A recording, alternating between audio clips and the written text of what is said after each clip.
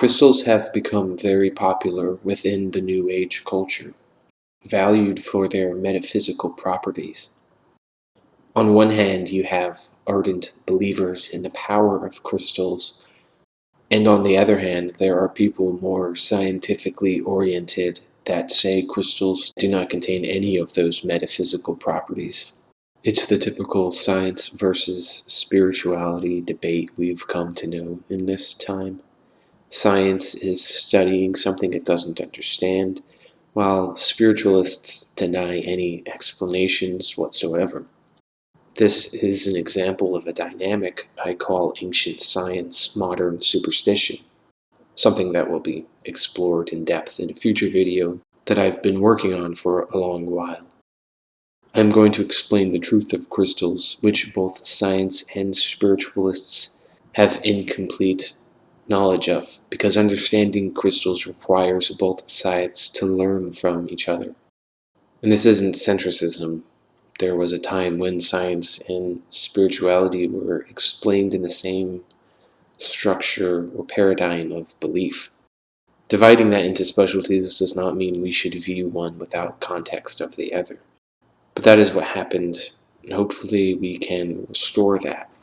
The first thing you learn in gemology and jewelry courses is that in the ancient world, crystals lost their magical properties when they were polished and smoothed. Only the raw crystal had magic. So already most crystal users are doing it wrong. On top of that, it is much easier to sell lab-grown crystals and imitation gems when they all come smoothed and polished. You should be buying raw gemstones from prospectors if you are interested in crystals beyond using them for decor. So what about raw crystals makes them so special?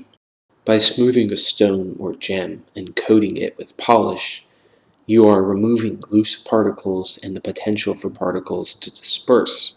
And why does this matter? As I've tried to demonstrate in my channel, the origins of magic and the metaphysical exist because of microbial organisms. It is through the explanation of invisible phenomena observed and experienced by people for thousands of years that has given rise to the belief in metaphysical phenomena. What was happening was people explaining the natural world with ideas that became more abstract as time went on. Explanations of invisible microbial processes and interactions. The invention of the microscope gives us the tool we need to find that these ancient beliefs were accurate in many instances. They just used different ways to explain what was happening. Unfortunately, by the time microscopes were invented and microbes discovered, science and spirituality had been so far divided. It is that interaction of the chemical compound particles in crystals and minerals that give them their metaphysical properties. Perhaps we should say meta-microbial properties. Smoothing and polishing stones take away their efficacy in spreading particles, which will have adverse and varying effects on the ecosystem through the microorganisms those particles contact. Raw quartz, copper, pyrite, gold are examples of minerals with known antimicrobial properties. Incidentally, these are thought to bring healing and good fortune, a result of purifying the body from harmful microorganisms and fungi.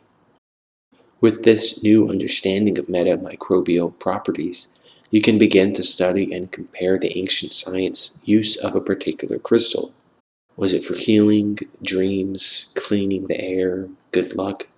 The Mayans used zeolite and quartz to purify drinking water. This happens on the microbial level. Compare the folk and ancient use of a crystal to the modern industrial application of that crystal, and read about experiments and studies done on that crystal, paying special attention to microbial interactions. Read about its chemical composition and formation, understand how it grows. You will also be able to tell if a vendor is selling a real crystal or an imitation crystal or lab-grown. And not every mineral is good for us. Some are corrosive and toxic to humans. Others will just harm pathogenic microbes, thereby cleansing and healing the air around them. likely causing more dust to accumulate, which will then have to be cleaned up.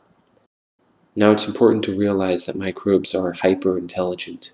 They react to their environment and are influenced and influence their ecosystem.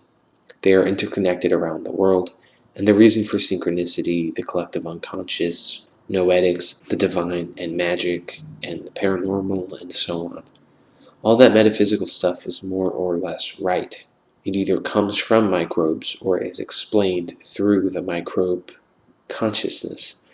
It seems to be less about energy or vibrations, and more about how those certain frequencies and electromagnetic waves affect microbes, and how interconnected microbes are.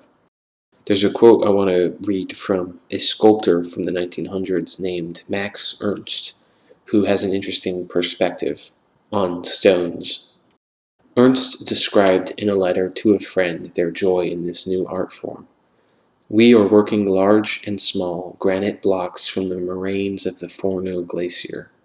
They have been wonderfully worn down by time, ice, and weather. Just in their natural state, they look fantastically beautiful enough. The human hand can really add nothing to this. Why not, therefore, simply leave the work to the elements and instead content ourselves with scratching into them, rune-like, our secrets?" It's interesting to note how humans began some of our earliest forms of worship through stones, as with the Neolithic builders, and even the grandest cathedrals and temples are stone. We use statues and carvings into stone, and moving these stones into certain patterns and standing them up into great menhirs. And there's a fascination and a projection that we can put onto stones. And in some cases, they have that reciprocation of exuding particles and chemical reactions that can affect bacteria and fungi and other microbes. And this is where these metaphysical properties come from. This is where these superstitions come from.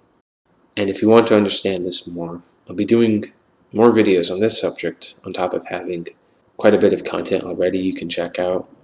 Understanding microbes and evolution, mythology, and folk medicine. The next few videos will probably be some astrology, statue and god worship, and the microscopic esoterica is a video I'm working on. But that's it for now on crystals. Thanks for watching.